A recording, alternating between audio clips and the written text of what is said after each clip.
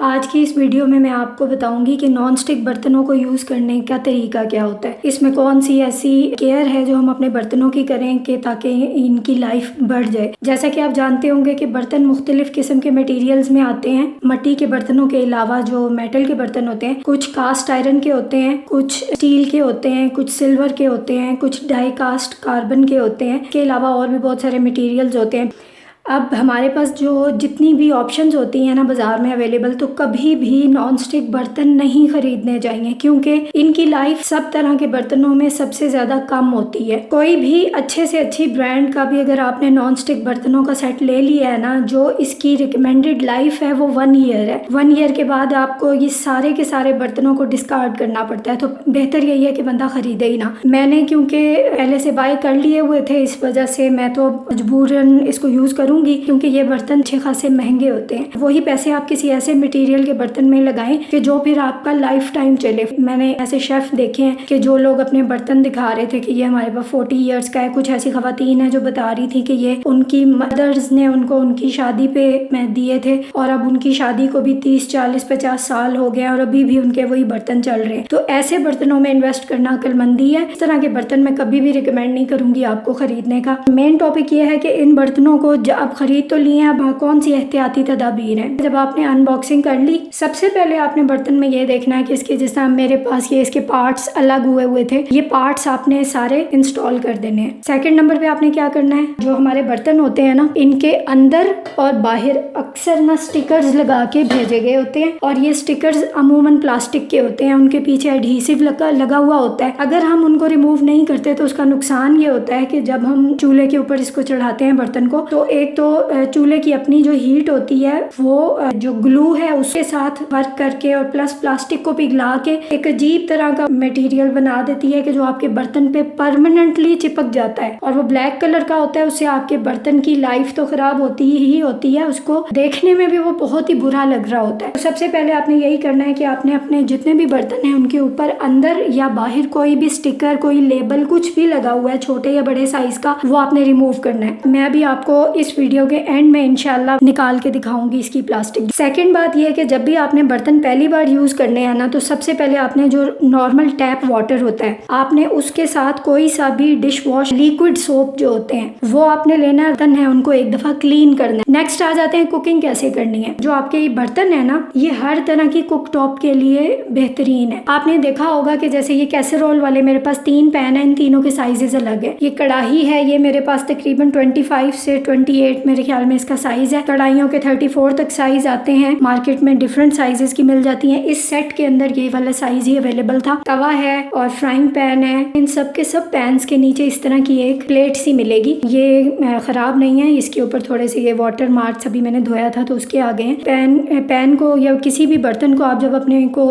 रखते हैं चूल्हे के ऊपर, तो इस प्लेट की वजह से आपका जो पैन है वो क्विकली और इवनली हीट अप होता है। इसका मतलब ये हुआ कि आपने इसके नीचे कभी भी हाई फ्लेम नहीं जलानी। लो टू मीडियम फ्लेम जो है उसके ऊपर आपने अपने बर्तन में खाना बनाना है, जैसी भी आपकी डिश है उसकी रिक्वायरमेंट के मुताबिक। अगर आप इसके नीचे हाई फ्लेम ऑन करके कुक करने की कोशिश करेंगे तो उसका नुकसान ये होगा कि ये जो आपका बर्तन का जो कलर है ये खराब हो जाएगा। इसके अलावा ये जो अंदर की तरफ ब्लैक कलर की कोटिंग होती है ये डैमेज होने का खतरा भी है। इस वजह से रिकमेंडेड यही है कि इन बर्तनों के नीचे लो टू मीडियम फ्लेम के ऊपर कुकिंग की जाए। फुल आप कभी भी नहीं भरेंगे, हमेशा 2/3 आप इसके अंदर चीज जो भी आपने पकाना है, कुछ भी पका रहे हैं, 2/3 डालेंगे और ऊपर से 1/3 जो है हिस्सा वो खाली रहने देंगे। कढ़ाई हमारे पास है तो कुछ भी डीप फ्राई करना पड़े तो उस केस में आपने सिर्फ और सिर्फ 1/3 पार्ट जो है उसमें ऑयल डालना है। 2/3 या 3/3 कभी भी नहीं भरना। जनरली कोई भी खाना बनाना है तो 2/3 भरना है पैन को पकाते वक्त, और अगर आपने डीप फ्राइंग करनी है तो आपने 1/3 में ऑयल भरना है, ऊपर के 2/3 एरिया जो है वो खाली रहने देना है। कोई भी खाना जो भी आपने इसमें बनाया है वो बनाने के फौरन बाद आपने डिश आउट जरूर करना है। अब अगर आपने डीप फ्राइंग किया है या कोई खाना बना के गर्म उसमें छोड़ दिया है तो उससे क्या होगा कि खाना, बेशक आपने नीचे फ्लेम ऑफ भी कर दी है ना, तो उसकी अपने अंदर की जो हीट है वो भी उसको कुक करती रहती है। खाने को, खाना तो कुक होता है सेम, इसी तरह इसके अंदर जो कोटिंग है वो भी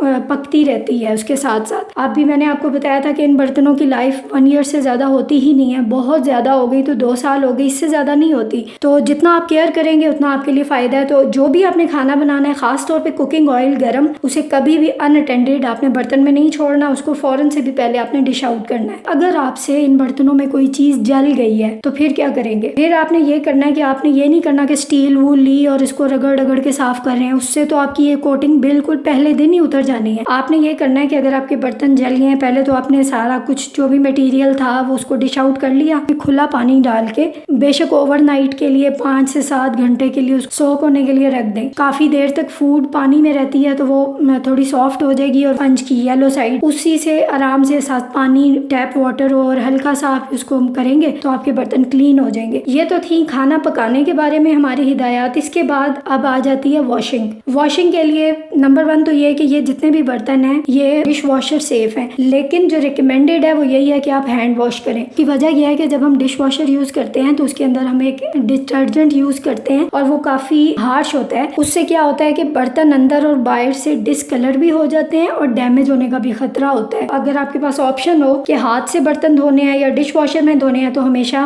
रिकमेंडेड यही है कि आप हाथ से ही धोएंगे। नॉन स्टिक बर्तन इस्तेमाल करते वक्त आपने इस बात का ख्याल रखना है कि आपने कभी भी स्टील वूल यूज नहीं करनी, क्योंकि अगर आप इसको अपने बर्तन के ऊपर रगड़ेंगे तो उसकी कोटिंग फौरन निकल जाएगी और आपका बर्तन बिल्कुल जाया हो जाएगा। सेकेंडली, आपने कोई सी भी अच्छी ब्रांड का लिक्विड सोप लेना है। जो बार की शक्ल में आते हैं सोप, उन्हें अवॉइड करना है। उसकी वजह यह है कि लिक्विड सोप तो स्मूथ होते हैं, ये जब आप स्पंज पे लगा के अपने बर्तन धोएंगे तो वो क्लीन हो जाएंगे। लेकिन अगर आपने ग्रीन कलर या व्हाइट कलर की साबुन की जो बार्स आती हैं, गीले साबुन को थोड़ा सा ऐसे हाथ पे लेके यूं ट्राई करेंगे ना, दानेदार वो फील होगी, वो रेत वाला काम करेंगी और आपके बर्तन को ना बिल्कुल उसकी जो कोटिंग है वो डैमेज हो जाएगी। बार नहीं यूज करनी, खा वो ग्रीन कलर में आए या व्हाइट कलर में या किसी और कलर में। लिक्विड डिश वॉशिंग सोप्स आते हैं मार्केट में, वो आपने हमेशा यूज करने हैं। कंपनी कोई भी हो सकती है, लेकिन बस ये कोशिश कीजिएगा कि उसके अंदर ग्रेनुअल्स ना हो और वो क्वालिटी अच्छी हो, क्योंकि कई साबुन भी ऐसे होते हैं कि जो बहुत हार्श होते हैं और आपके बर्तनों को नुकसान पहुंचाते हैं, उनका कलर फेड कर सकते हैं। थर्ड, आपने ये करना है, जो स्पंज होता है इसकी येलो साइड हमेशा यूज करनी है, ग्रीन साइड कभी भी यूज नहीं करनी, क्योंकि ये स्क्रब है और ये जब आप रगड़ेंगे ना अपने बर्तन पे तो आपकी कोटिंग निकल जाएगी। और येलो साइड पे भी अगर आपने लिक्विड सोप यूज किया तब तो ठीक है। अगर आपने वो जो ग्रीन बार आती है वो अगर आपने इस पे लगाई जिसके अंदर ग्रेनुअल्स होते हैं, तो ये सेम वही काम करेगी जो स्क्रब वाली साइड ने करना है, यानी रगड़ने की देर है आपकी कोटिंग निकल जाएगी। ये इसके साथ हमें इन्होंने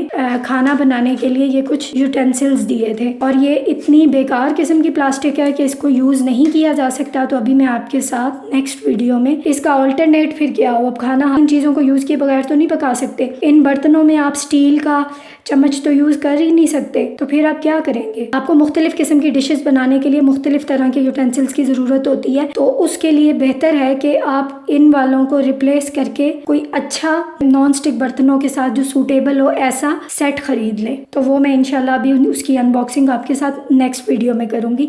ये वाले फेंकने की जरूरत नहीं है। अगर आपका एक फैंसी सा किचन आप बना रहे हैं कोई अच्छा सा, तो ये आप डेकोरेट कर सकते हैं, वॉल पे हैंग कर सकते हैं, देखने में खूबसूरत लगेंगे। लेकिन इनको यूज हरगिज मत कीजिएगा, क्योंकि ये प्लास्टिक है और ये खाने में जाके आपके खाने को भी खराब करेगी और आपकी हेल्थ के लिए भी सही नहीं है और ये खुद भी डी शेप हो जाएगी। नॉन स्टिक बर्तन जो हैं आपके, उसमें आपने इस तरह के स्पून्स और स्पैचुलास बिल्कुल भी यूज नहीं करने, क्योंकि इनसे भी उनकी कोटिंग उतरने का डर होता है। तो अगर ये यूज नहीं करने तो फिर क्या यूज करें? जैसे कि मैंने पहले आपसे बात की थी कि इस तरह के सिलिकॉन के बने हुए हर तरह के यूटेंसिल्स बाजार में आते हैं, या तो ये आप उनकी बजाय यूज करें, या फिर नॉन स्टिक बर्तनों में आप इस तरह के लकड़ी के यूटेंसिल्स इस्तेमाल करें। इनसे भी आपके बर्तन जो है उनकी लाइफ बढ़ेगी और उनको कोई भी किसी भी किस्म का डैमेज नहीं होगा। अब मैंने जो आपसे बात की थी शुरू में वीडियो के लेबल्स वगैरह और स्टिकर्स उतारने हैं, और मैंने सिर्फ इसे बर्तन के छोड़ दिए थे। ये जैसे मेरे पास पैन है, स्टील के ऊपर ब्लू कलर की इन्होंने प्लास्टिक चढ़ाई हुई है, इसको मैंने एक ये छुरी ले ली है। कोई भी आप चीज ले सकते हैं, बहुत ही एहतियात से आपने पकड़ना है और आपने इस तरह इसको ना रिमूव करने की कोशिश करनी है, बहुत आराम से निकल आएगा।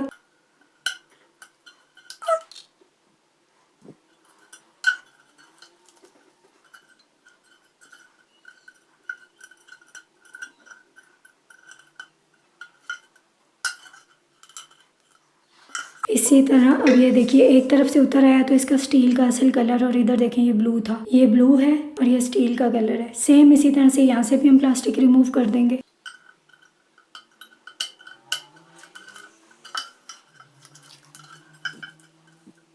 ये देखें बिल्कुल मैंने रिमूव कर दिया है आगे पीछे से।